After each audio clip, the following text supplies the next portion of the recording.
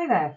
So this is the final of the pre-recorded lectures that we've recorded for 2020. We'll probably add to them in the future, but this is the last formal one. The only thing that I'm going to add to this in the lecture consolidation is the content that brings to life some more case studies. So that's what the final consolidation session will be. So the final topic I wanted us to cover was the notion of sense making.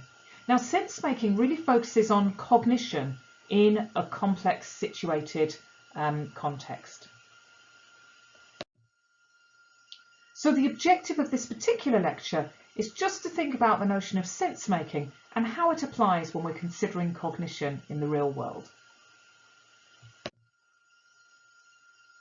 So the first thing I really wanted to highlight was this model of Neisser's perceptual cycle. In Neisser's perceptual cycle, that's described here by Weick from 1979, we can see again this cyclical approach, very, very similar to the cyclical approach of cognitive systems engineering that Hollnagel and Woods introduced as well. So we can see that at the top, we represent the actual world and the potentially available information from that actual world. On the bottom left, we highlight the cognitive map of the world and its possibilities, and on the bottom right, locomotion and action. So the argument that's made in Neisser's perceptual cycle that goes in an anti-clockwise direction is that the actual environment, the available information we have, modifies our knowledge of the environment, that directs our perceptual exploration and determines how we then sample the actual environment again. So it focuses perhaps more on the sampling of the environment rather than anything else, but also highlights the impact of action and that modification, therefore, of the actual environment. So you can see we've really had three different ways of representing this information. We had Norman's 7 stages of action, the Hollnagel and Woods cognitive systems engineering model, and then this model that talks about the sense-making cycle, the perceptual cycle. So what do we mean by sense-making? Sense-making is a slightly more sort of new notion that talks again and moves beyond the input-output model to talk about the continual process that an individual undergoes when they're trying to make sense of, understand, process the information in their real-world environment. So it's a motivated, continuous effort to understand connections. So the connections can be among people, places and events, in order to anticipate their trajectories, the trajectories of those people, places and events. So again, a real focus on situation awareness and anticipatory response, and act effectively. So it's a theory that particularly addresses this challenge around multiple actors, technologies and artifacts when we're supporting human workplace performance. So Paroli and Russell identified 3 different approaches to sense making, and I think this is a really helpful summary. It's actually the introduction to a special issue that I'd highly recommend you taking a look at, that looked at various different descriptions of sense making.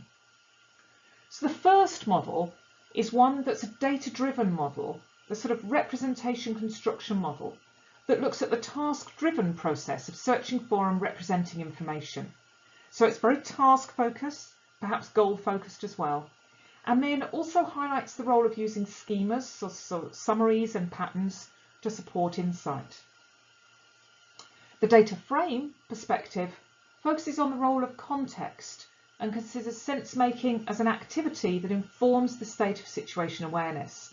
So probably the one that's most consistent with, say, cognitive systems engineering. And then collaborative sense-making really focuses on the fact that sense-making often involves multiple actors and in situations that require rapid response. So what Paroli and Russell really emphasise is that sense-making moves beyond the hypothesis acceptance rejection approach to decision-making. So moves beyond that Kahneman and Tversky, remember that Q, integration and generation, hypothesis generation and selection, and action, selection and execution. So it says actually it's not quite as simple as that. We've got much more of a multiple influences, ongoing nature, and socially embedded character of realising and consideration of complex problems in this work context. I mentioned Ed Hutchins' book Cognition in the Wild before. This notion of distributed cognition that's very, very similar to cognitive systems engineering and joint cognitive systems, and really just approached the same problem from a slightly different perspective to Hollnagel and Woods. Hollnagel and Woods took an engineering perspective. Hutchins was much more interested in describing some of the psychology. So Hutchins' model provides a means of describing the coordination of collaborative activity. It takes a traditional perspective that starts from the individual's mental capacity. So thinks about long-term memory failure, misunderstanding of representations, and limited capacity of working memory. Distributed cognition moves the focus from the individual actor within the system towards how information is represented, and critically, how representations are transformed and propagated through the system. So if we think back to that case study looking at our pilots in the cockpit, there was an awful lot of information propagation between the system. Remember the first officer and the second officer overhearing communications, processing those communications, reminding the captain of information, and acting on instructions when it was appropriate. So the people and the artifacts used all combine to constitute the cognitive system. So we can see really strong similarities with the joint cognitive system here as well. So in distributed cognition, cognition is the product constructed as a consequence of these coordinated work practices between the units of the system. And something that's much more emphasised in this model than joint cognitive systems is that cognition is not formed in a social vacuum. Again, in the cockpit example, there was a hierarchy between the captain, the first officer, and the second officer.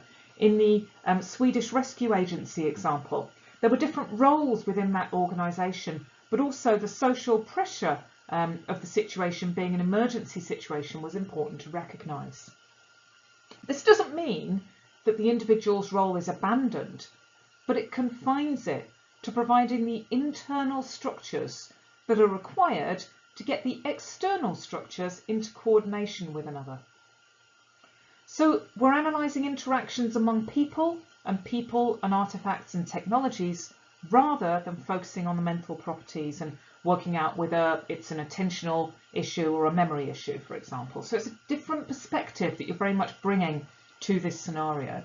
Now, it is worth saying that sometimes, whilst you're probably sitting here going, yes, this makes complete sense, it's a bit harder to argue in a workplace environment. Sometimes if I'm trying to argue the importance of ergonomics, I will refer back to some of those cognitive concepts because they're quite meaningful even if people don't understand their particular nature within the context of cognitive ergonomics. So related to this is we can think about this notion of mental models. Now remember, when we talked about mental models, we generally talked about mental models that an individual held. But actually, whilst those individual mental models are relevant for a particular problem, and there's a sort of a role of them within problem resolution, we can also think about shared or distributive mental models. We could talk about this as when two people are sort of on the same wavelength. Well, what does that mean? What it probably means is they have a common understanding of the underpinning situation. Cannon-Bowers and Salas describe this as enabling team members to draw on a common knowledge base and provide accurate or similar expectations about their own or another's performance or the situation generally. High-performing teams often have effective distributed or shared mental models. A shared mental model is where every team member has the same mental model of a system. A distributive mental model might be where it's by combining the understanding of different members of the team that we get the best possible holistic mental model.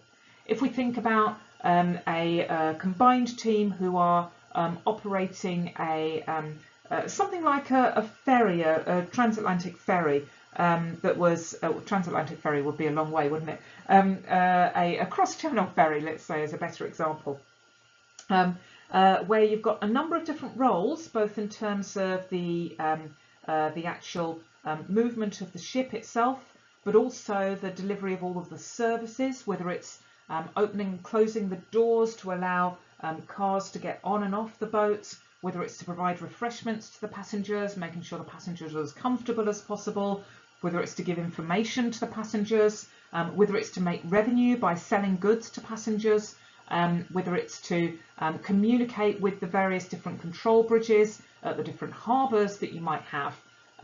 They are probably a good example of a distributed mental model. Not all members of those teams will be interchangeable, but they will have different elements of understanding that contribute to how to make the ship work effectively.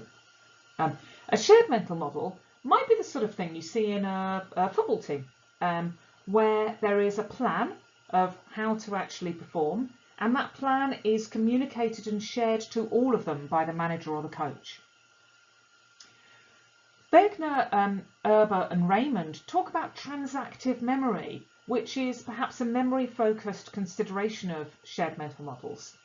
And they basically hypothesise that people who work together actually have knowledge of the structure of each other's memory. And they did a study on couples who'd been in a relationship for a long time and found that actually couples can have transactive memory, sort of combined memory, that's greater than either of their individual memories. This perhaps relates to the sort of piecing a story together, having these different perspectives that can combine to bring together a sort of a wider, more effective memory.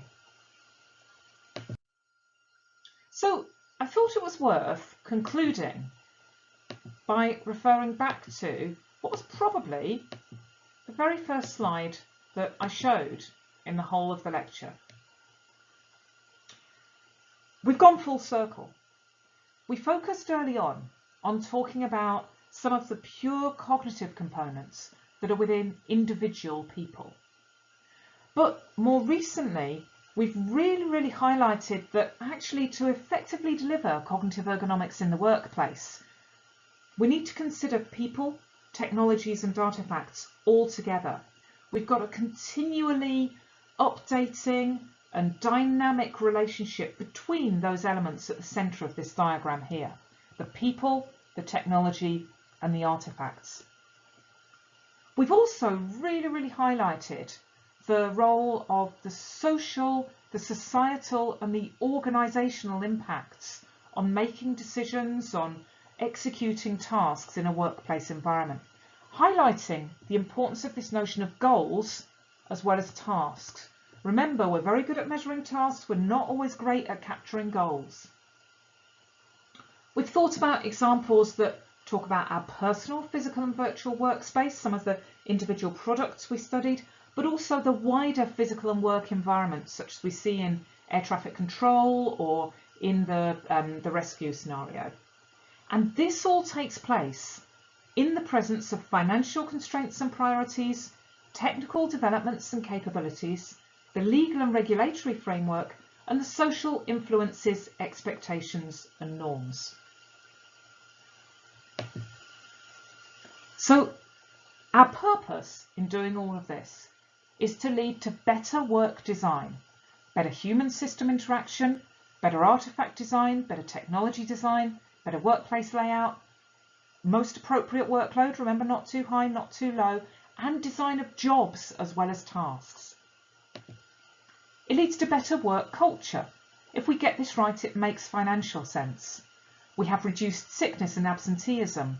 We retain staff more effectively, and we have more effective behaviour and compliance with the rules or the protocols that are in place. Think about some of those decision-making biases we talked about. And we end up with better work performance. As an organisation, we make more money because we're utilising all of our resources, our human resources, our technical resources, our physical resources in the most effective way. We have human reliability and resilience, but we hopefully also have a culture that enables issues and challenges to be raised. We use skills effectively, remembering, Mabba Habba, machines are better at, humans are better at? How do we decide which elements to work more effectively in which parts of our organisational design? We have more effective team working and more effective decision making. So I hope as you now look at this diagram, in comparison to how you looked at this diagram when you embarked upon this course, you can see how much all that you have learned contributes to this really broad understanding of effective cognitive ergonomics in design. So, in a way, this sums up the contribution of the module as a whole. The importance of recognising the complexity, the multifactorial and the multi-person nature of cognitive ergonomics and its design implications, but also not forgetting those individual design elements. We need to get those right as well. We need to still be cognizant of limitations of human memory, of failures in human attention, of human brilliance in knowledge-based decision making. And think about all of these elements combined to develop the most brilliant, effective and satisfying workplaces for the future.